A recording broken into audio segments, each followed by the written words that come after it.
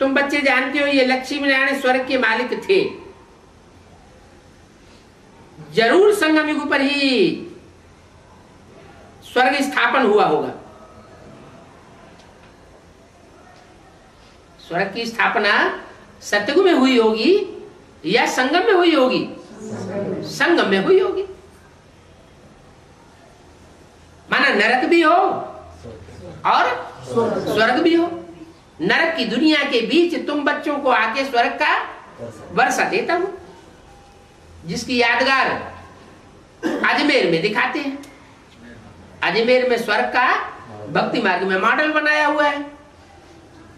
Practical में ब्राह्मणों की संगमी की दुनिया में जो संगठन पहले पहले तैयार हुआ सैंपल के रूप में, प्रैक्टिकल नहीं, सैंपल के रूप में जो संगठन तैयार हुआ, वो संगठन कब की बात है?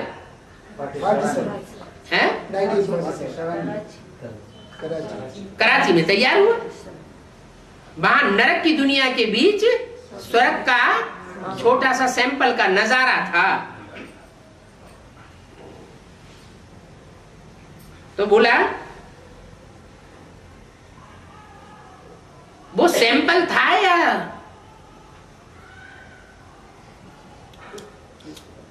असली था? सैंपल था। तो सैंपल बनाने वाले और असली बनाने वाले अलग अलग होंगे कि एक ही होंगे? जो सैंपल बनाने वाले हैं उनको कहां का वासी बताया गया? वो जो सैंपल बनता है वो कहां बनाया गया? भक्ति मार्ग में। अजमेर नाम क्यों दिया?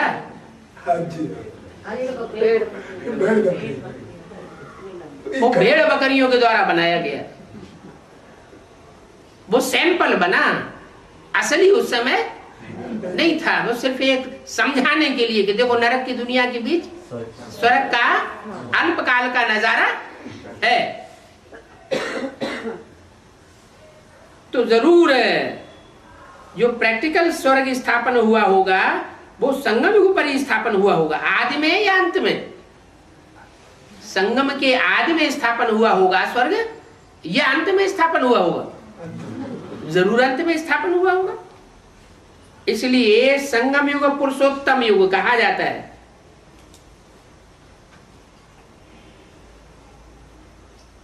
इसलिए पुरुषोत्तम युग कहा जाता है कि पुरुषों में, आत्माओं में जो जन्मण के चक्र में आने वाली हैं, उन आत्माओं में नंबरवार श्रेष्ठ आत्माएं कौन कौन है? एक प्रिंस थोड़ा ही होगा। संगम युग में एक प्रिंस की प्रत्यक्षता होगी या अनेकों प्रिंसेस की प्रत्यक्षता होगी? जो माला यादगार है वो माला कोई एक की यादगार नहीं है, वो राज परिवार 16,108 की माला का है। आदि सनातन देवी देवता धर्म की स्थापना होती है, बाकी और सब धर्म विदा हो जाते हैं। वो आदि में उसकी स्थापना होती है। जब उसकी स्थापना हो जाती है तो और सब जो भी मंदिर, मस्जिद, गिरजाघर, गुरुद्वारे हैं वो सब चलने लग पड़ते हैं।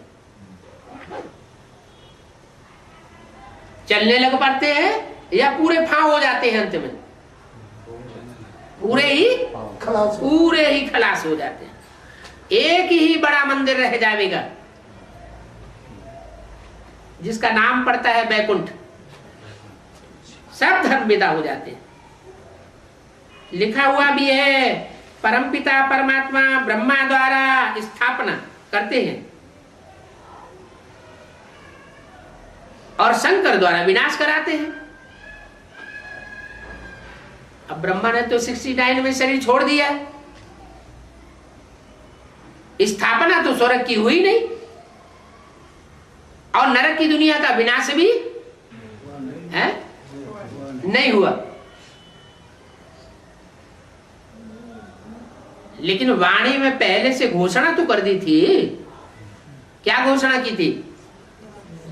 कि आने वाले 10 वर्षों में पुरानी दुनिया का विनाश और नई दुनिया की स्थापना हो जाएगी। तो ये बाहर की दुनिया की बात थी या ब्राह्मणों की यज्ञ कुंड की बात थी? यज्ञ कुंड की बात थी।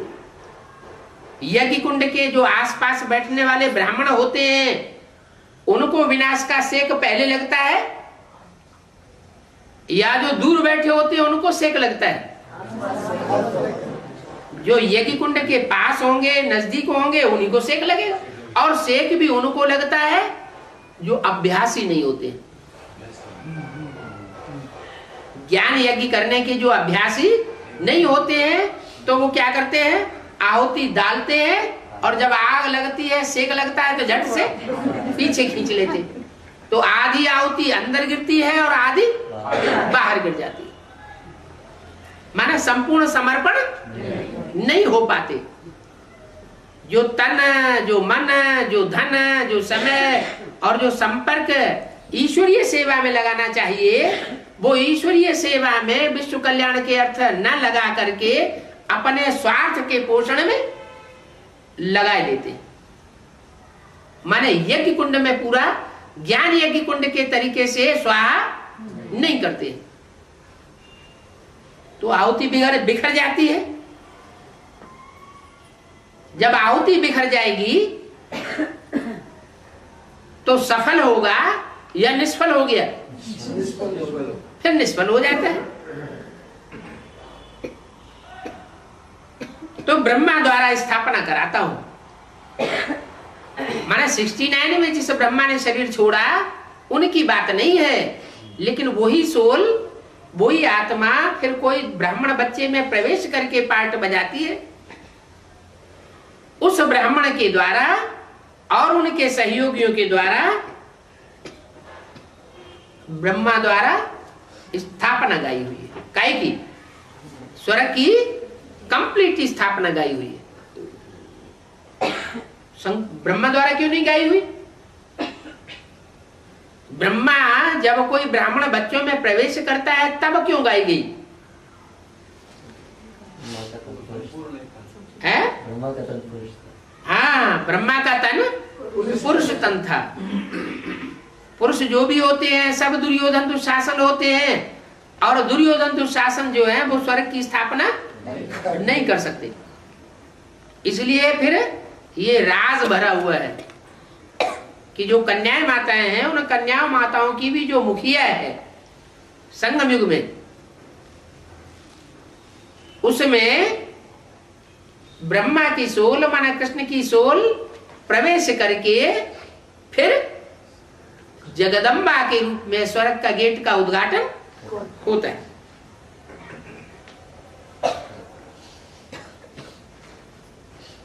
तो ये लिखा हुआ है, ब्रह्मा द्वारा स्थापना, शंकर द्वारा विनाश कराते हैं।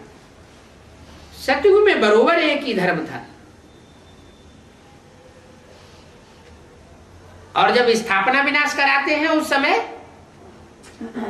एक धर्म होता है या सभी धर्म मौजूद होते हैं? जब स्थापना विनाश का संगम युग में कार्य कराते हैं उस समय सभी धर्म दुनिया में मौजूद होते हैं।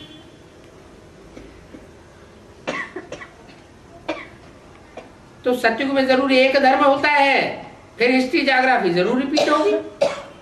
अच्छी चीज के लिए कहा जाता है स्वर्ग की स्थापना होगी।